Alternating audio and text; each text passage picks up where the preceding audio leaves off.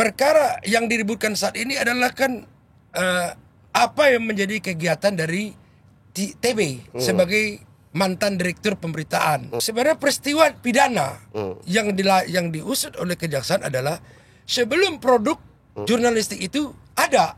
Nah, berarti itu tempusnya sebelum produk jurnalistik ini lahir. Disitulah kejaksaan menyidik kasus ini. Dan ini juga harus menjadi perhatian serius bagi teman-teman jurnalis. Jangan gampang terpengaruh oleh opini yang berkembang gitu ya. Cari tahulah lebih jauh. Jadi serangan itu bukan hanya mengkritisi kebijakan, bahkan menyangkut person, bahkan istri, bahkan anak. Yang anehnya ini serangan kepada Jampisus itu perkara cerita lelang Jiwasraya yang dulu pernah kita podcastkan, yang dilelang oleh Kementerian Keuangan. Nggak ada kaitannya dengan perkara 3 tadi ya? Nggak terkait dengan perkara 3 tadi. Ternyata dibiayai oleh 3 perkara tadi. Wah.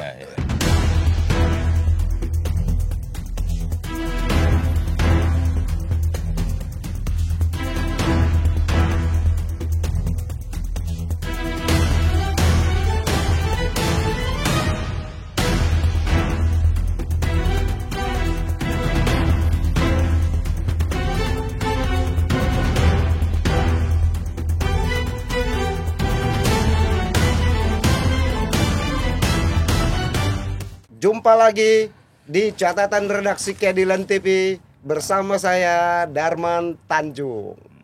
Saya Samsul Mahmudin. Dan saya Bonar. Kata Bonar tadi, Republik ini nggak jauh ya, heboh, tapi nggak menyangkut soal rakyat, menyangkut yang aneh-aneh.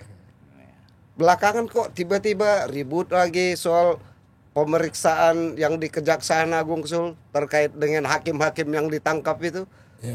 Katanya melibatkan banyak Pihak ya. Iya, profesi. Ada wartawan, ada dosen, ada lawyer di situ, pengacara. Gimana Pak Samsul cerita di Kejaksaan itu sebenarnya? Jadi memang kita juga terkejut ketika terjadi penangkapan hakim. Ketua Pengadilan Negeri Jakarta Selatan. Ternyata pengembangan kasus itu ditangkap lagi direktur pemberitaan sebuah televisi swasta, Jak TV ya. Mantan, sekarang dia sudah diberhentikan. Nah sekarang jadi ribut. Ini produk jurnalistik kok dipidana oleh kejaksaan. Nah disinilah ada lucunya. Kita ini gampang teralihkan. Ya, padahal bukan produk jurnalistik yang diperiksa itu. Kalau dari lihat pemberitaan ya, dari asosiasi wartawan TV, dari AJI, dari IJTI segala macam itu, mereka mengarahkannya saya kira soal kok wartawan nulis dipidana gitu kan. Nah, itulah kekeliruannya. Jadi begini Bung Samsul dan Bung Darman, yang berkembang di masyarakat ada kesan ini sekarang ini bahwa ketika ada pemberitaan yang mengkritik itu jadi terancam dipidana. Jadi itu bisa seolah-olah ada kesan yang diopinikan bahwa itu akan mengekang kebebasan pers begitu ya. Padahal informasi yang kita peroleh terkait kasus ini, nanti Bung Samsul boleh koreksi, bahwa ini tidak ada kaitannya dengan berita yang mengkritisi. Tapi ini kesepakatan jahat yang salah satunya itu ada oknum. Oknum wartawan di situ. Oknum insan pers lah yang ikut bersepakat dalam kasus korupsi ini kan gitu ya. Nah itu seperti apa Bung Samsul ininya yang diperoleh informasinya? Jadi dari kita penyelidikan kita, ternyata ini sebenarnya pemidana bermula dari kesepakatan antara tersangka TB bersama dengan pengacara perkara yang menangani perkara impor gula. Timah dan CPO. Ini.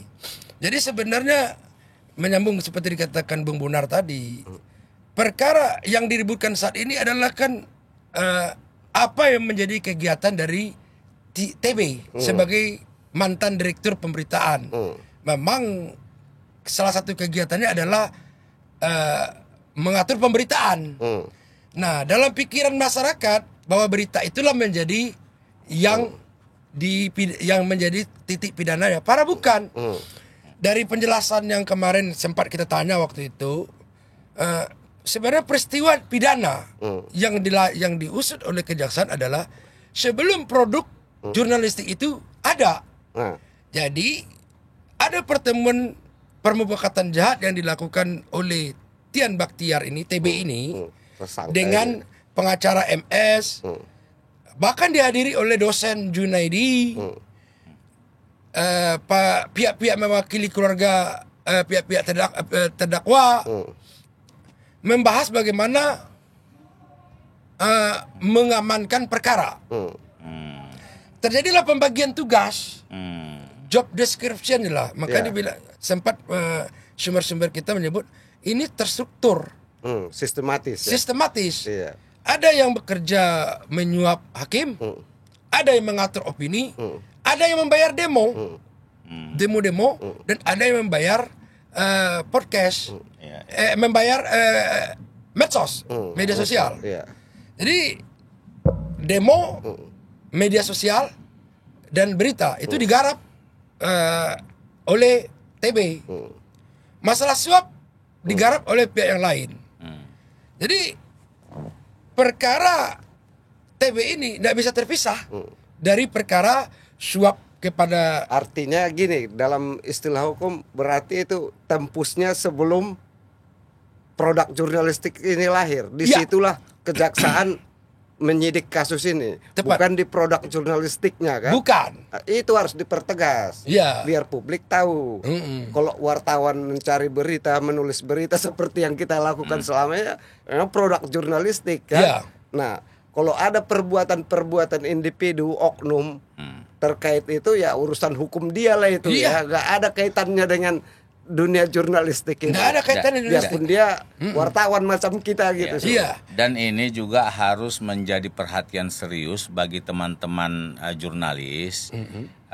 Jangan gampang terpengaruh oleh opini yang berkembang gitu ya. Cari tahulah lebih jauh. Saya rasa penegak-penegak hukum saat ini juga bisa terbuka kan ketika kita mau mempertanyakan kenapa ini dijadikan tersangka, orang memberitakan kan kayak gitu kan. Ternyata pihak kejaksaan bukan mentersangkakan kaitan dengan beritanya kan gitu ya. Tapi kaitan dengan kesepakatan sebelum berita ini muncul. Nah, konon katanya ini ada juga sampai menyinggung pribadi kesepakatan jahat ini tadi sampai ke pribadi-pribadi si jaksa.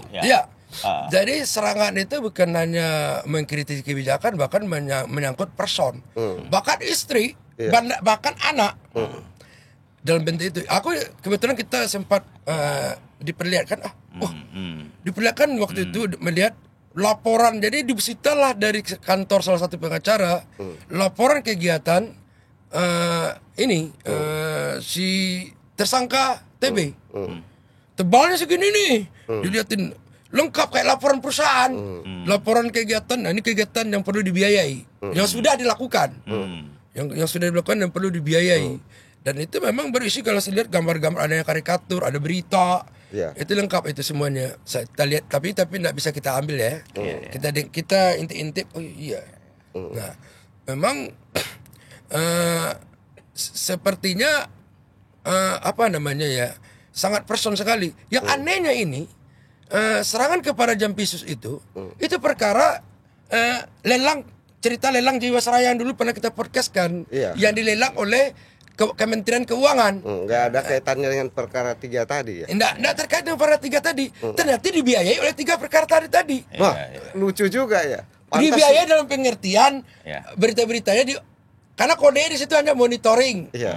L, inisial L, koordinator KSST. Makanya pantaslah dulu kita curiga juga ya. Memang patut dicurigai waktu itu pas laporan ke KPK itu gencar kali pemberitaan soal Iya. Febri Ardiansyah di Jampitsus Nah, ya. inilah kadang-kadang kita wartawan ini banyak dari kita ini hanya suka menerima rilis-rilis. Dan banyak juga oknum-oknum LSM itu memanfaatkan keberadaan wartawan ini. Betul. Karena kita kenal dengan dia, dikirim rilis-rilis apa segala macam. Seolah-olah itu adalah jiwa patriotismenya sebagai lembaga swadaya masyarakat, kan gitu ya. Nah, ternyata ada udang di balik Ternyata rempeyek. ada udang di balik rempeyek tadi. Iya. Dan nilainya sangat mengejutkan gitu ya. Iya. Luar biasa. Menurut saya oknum-oknum yang seperti ini memang selayaknya harus jangan beroperasi lah di Republik ini namanya itu sangat merusak itu. Ya, saya sepakat dengan yang benar ini. Ini kadang-kadang saya berpikir kebebasan berpendapat yang bagian dari demokrasi kadang-kadang seperti ditunggangi itu kepentingan pribadi. Ya. Ini kan agak aneh ini. Sebenarnya bukan ini reformasi yang kita inginkan. Penumpang gelap demokrasi itu ada Ya, ya. penumpang yang memanfaatkan momen-momen ini. Memanfaatkan untuk cari momen. Sekarang kami bebas cuan untuk berpendapat. pribadi ya. Iya. Sambil berpendapat dia dapat pendapatan. Iya. Ini repot ini. Dan ini mereka ini orang-orang yang cerdas ya, orang-orang yang cerdas seperti kita tahu ini yang MS itu ya masih sangat muda ya. Oknum-oknum LSM ini juga cerdas-cerdas juga dan suka dikutip oleh media. Ketika dia ngomong kan gitu. Bahkan banyak orang yang meminta pendapatnya kan gitu. Nah, ini kan sangat bahaya sebenarnya ketika kepintaran mereka itu digunakan oleh pihak-pihak yang pemodal yang beritikat tidak baik terhadap kekayaan Republik ini, contohnya tambang tadi. Artinya Ya, yang merusak inilah ya, yang mengganggu pemberantasan korupsi ini. Ada juga yang memanfaatkan itu. Oh iya, itulah saya bilang tadi. Inilah yang sebenarnya aneh. Kebebasan berpendapat itu ditunggangin mereka untuk kepentingan pribadi. Padahal demokrasi itu kan untuk kepentingan rakyat banyak. Iya. Bukan untuk kepentingan pribadi-pribadi. Untuk mendapatkan pendapatan.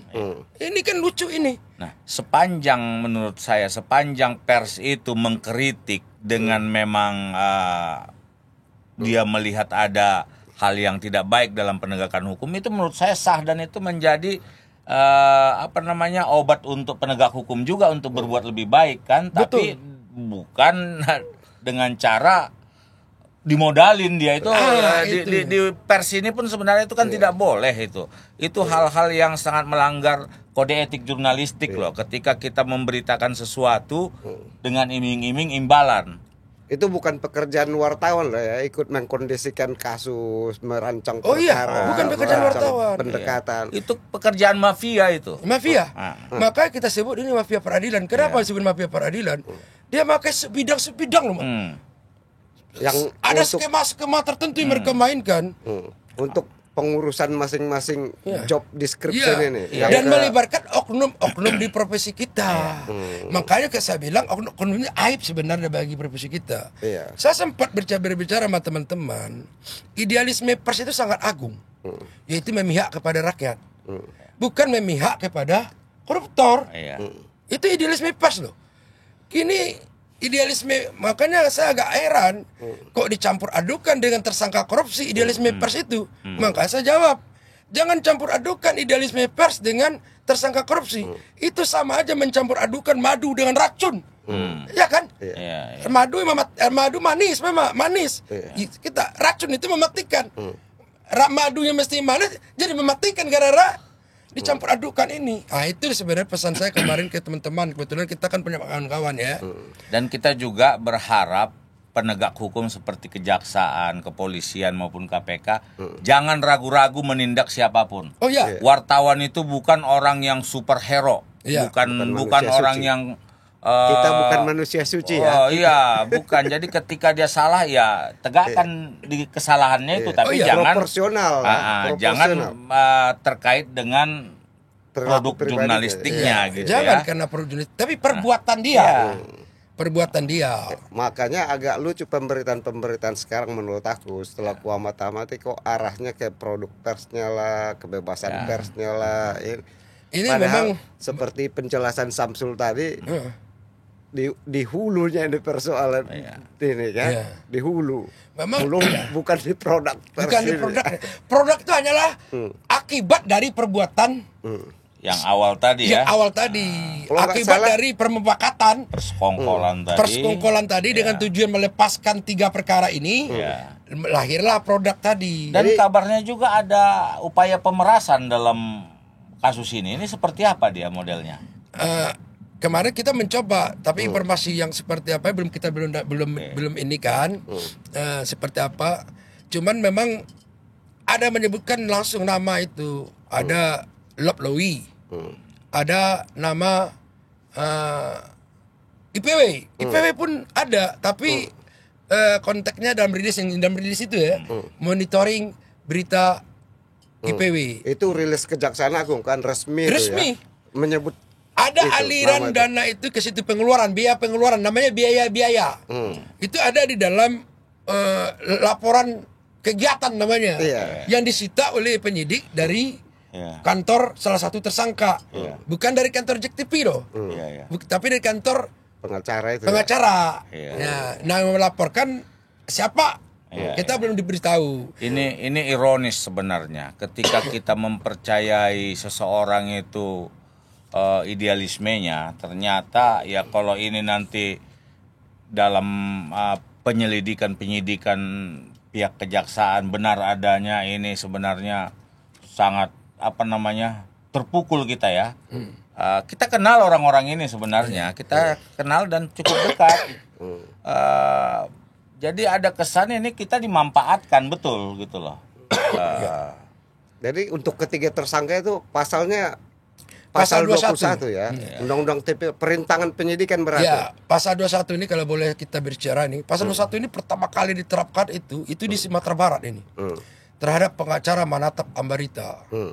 Saya ingat banget itu waktu perkara ini pasal ini diterapkan, heboh dulu. Bahkan Otto Hasibuan, Ketua Pradi dari Jakarta, sekarang wakil menteri terbang ke Padang. Waktu itu saya ingat aspisusnya Muhammad Rom. Heboh lah Jakarta kan, se-Indonesia baru kali ini pengacara seorang terdakwa tersangka dipidanakan dan pasal 21 ini. Karena waktu itu si pengacara membawa pergi si kliennya. Dan ketika datang ke tempat hotel itu, si pengacara ini bilang, si Manata Ambarita ini bilang, klien saya udah pergi pulang ke rumah. Dikejar ke rumah, orang rumahnya bilang ikut sama pengacaranya ke hotel. Kejar lagi ke hotel, orang itu udah pergi ke Jakarta kan, kejar.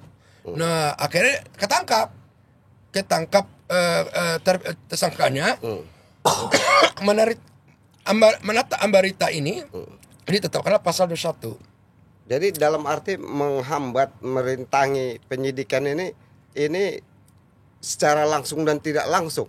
Ya. Bisa dikatakan baik secara langsung dan tidak langsung. Dia terlibat gitu. Iya, terlibat. Itu disebutkan kalau menurut istilah, aku tanya sama ngobrol sama penyidik, ini kan pasal 21 ini delik formil, Bang. Tanya. Delik formil ini wujud perintangan itu tidak harus terwujud. Tapi ada perbuatan menghambat, mengganggu, merintangi. Contoh seperti kasus Manata Ambarita. Kalau dia merintangi upaya mengambil klien dia, klien tetap bisa diambil, dikejar. Artinya tidak terwujud perintangan kan? Iya. Dia cuman menipu aja. Dia ditetapkan tersangka. Akhir perkaranya inkrah, dieksekusi dia pada tahun 2016 lalu. Ini apa ancaman hukumannya lumayan minimal 3 iya, tahun, iya. maksimal 12 tahun ya. Iya, Denda ini Kalau 100. ancaman ada minimalnya ini kan ya udah pasti dia terjerat nanti kalau itu bisa dibuktikan oleh jaksa kan. Iya. Nah, inilah menjadi pelajaran juga bagi semua teman-teman jurnalis ya. Nah, jangan tergiur dengan iming-iming yang memabukkan itu ya. Iya. Boleh kita berteman dengan semua pihak, dengan pengacara, dengan LSM, dengan apa itu, tapi jangan pula kita ikut bersekongkol dalam kejahatan itu gitu loh. Ini yang bahaya gitu. Jadi saya cerita Samsul soal penerapan Undang-Undang Tipikor pasal 21 itu, aku jadi teringat dulu kasus Setia Novanto. Itu juga kan melibatkan KM itu kan, Ya. mantan koordinator Oknum juga. peliputan di DPR. Yang bawa setnop kabur pakai mobil. Akhirnya kan dia sebenarnya waktu itu dia sempat diperiksa KPK kan juga. Iya. Cuman dia di polisi aja yang jadi tersangka undang-undang LAJR karena dia yang nyetir kan. Nah, itu memang wartawan ini sangat rentan dimanfaatkan, apalagi kondisi saat ini ya, Iya. di mana Bisnis media juga. kondisi media ini sangat memprihatinkan. Jadi sementara kemampuan media ini untuk menerobos berbagai hal itu sangat tinggi. Iya. Hanya wartawan rasanya yang bisa masuk ke polisi, bisa masuk ke jaksa, bisa masuk ke hakim. Iya. Ya, aksesnya ini ya, bahkan bisa masuk ke presiden. Iya. Iya kan? Kalau pengusaha atau pengacara atau hakim atau polisi sekalipun ini butuh perjuangan yang hebat mereka untuk masuk ke sektor-sektor lain itu. Sementara wartawan ini hanya perlu kartu persnya saja. Dengan kartu pers ini dia aksesnya sangat tinggi dan bisa berkomunikasi dengan siapapun gitu loh. Ada bahasa jok soal ini. Apa itu? Di warung-warung, ini jok warung-warung Samsul ya. ini suka Pemirsa, jok aja. kalau wartawan datang ke ruangan seseorang yang punya kekuatan, pejabat misalnya, hanya bawa badan doang. Iya. Kalau pengusaha yang harus datang, Harus bawa embel-embel duit dan segala macam, itulah bahasanya makanya kan. enaklah jadi wartawan Enak itu. jadi wartawan. Tapi jangan disalahgunakan. Pasti semua ada batasnya itu. Ada nanti, batasnya. kan. Ada etika, kita ada semua aturannya kok. Terkait penyidikan 3 tersangka ini. Kedepannya seperti apa? Ada rencana pemanggilan orang-orang yang disebut dirilis kejaksaan itu? Kemarin kebetulan saya kan sempat menanyakan Jampisus waktu itu.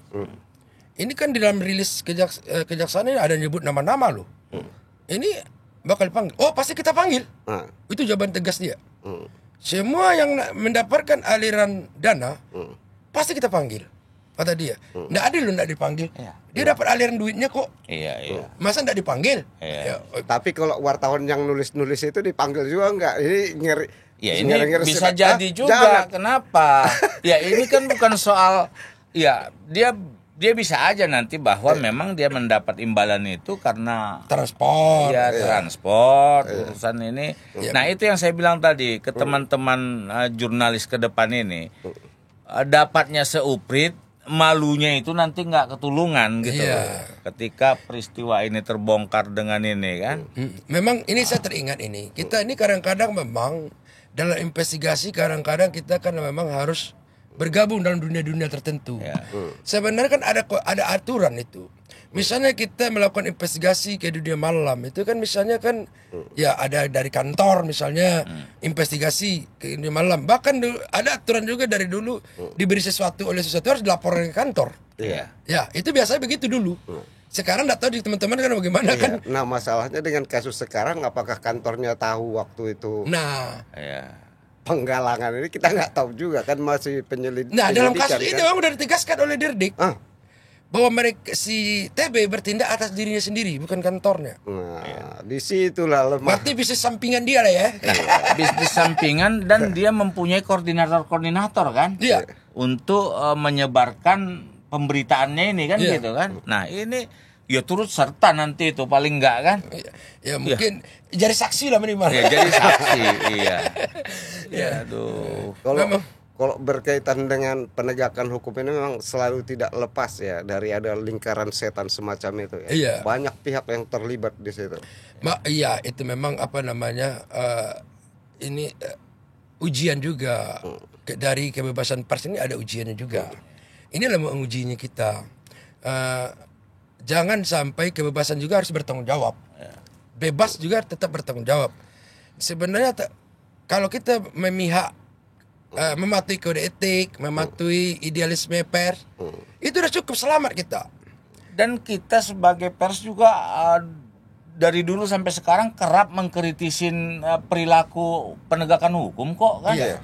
Karena kita tahu juga penegakan hukum ini nggak selamanya juga dalam koridor kan yang informasi yang kita dapat. Itu nggak apa-apa kita kritis kan gitu kan. Oh ya, Iya. saya teringat diskusi saya dengan Darman. Iya. Dulu kita kan pernah menulis cross berkali-kali kejaksaan Iya. dalam laporan berkali-kali. Iya. Saya tempat tanya, kenapa kalian tidak marah sama saya? Iya. Dia mereka jawab, tulisan kalian kan membantu kami juga. Iya.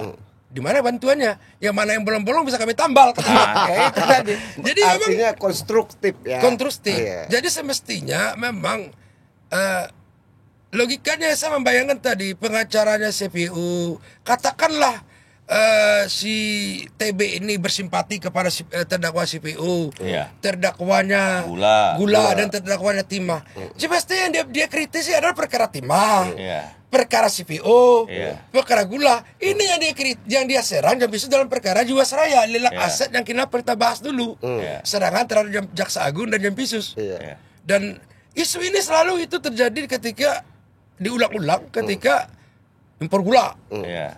ketika timah, diangkat Jadi lagi. semacam dijadikan isu ini jadi semacam bargaining untuk kasus-kasus lain begitu ya. Padahal sempat kita bahas dalam podcast Iya. kemarin kan, ternyata perkara ini, isu ini tidak ada apa-apanya. Iya. Yang melelang justru Kementerian Keuangan. Kenapa kok Jampisus yang dipersoalkan?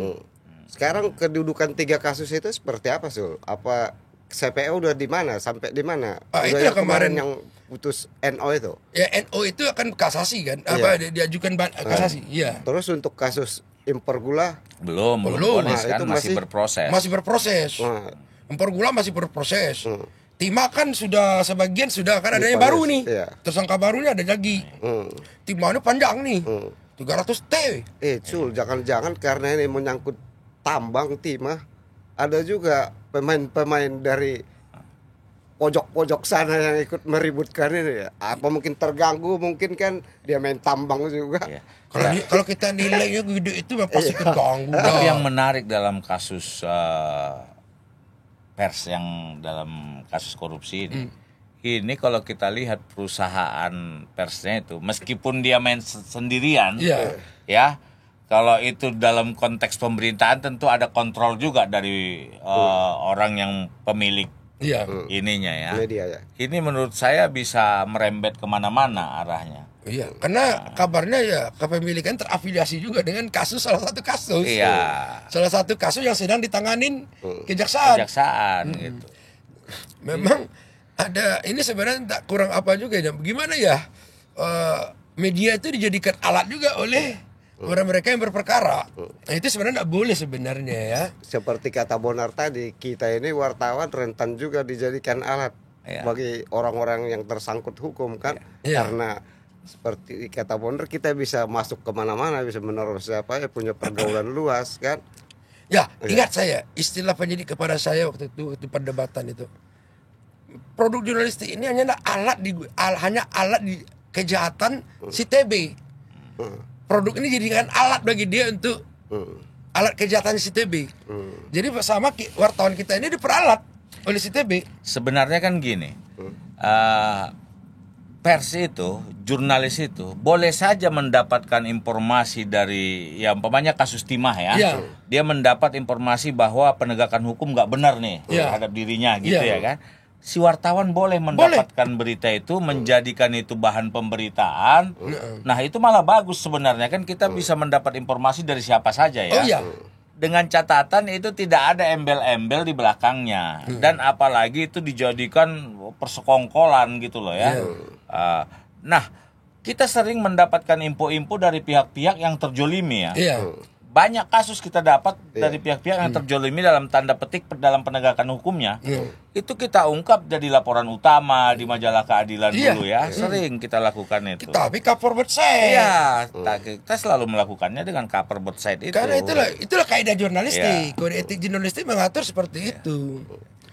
Ini sayangnya teman-teman ini sebagian lupa, mungkin berburu alasannya segala macam. Karena tadi. Ya pengaruh ya itu tadi, kadang pengaruh lembaran dan transfer itu agak bisa merubah pemikiran orang gitu ya. Menjadi bodoh orang itu Iya. juga ya. Aduh, itulah ya. Pemirsa, kebebasan pers memang harus dijaga. Wartawan di Republik ini harus menjaga marwahnya sebagai jurnalis. Kita berusaha untuk terhindar dari perbuatan-perbuatan yang menjerat kita dari sisi pidana. Merdeka! Merdeka. Merdeka.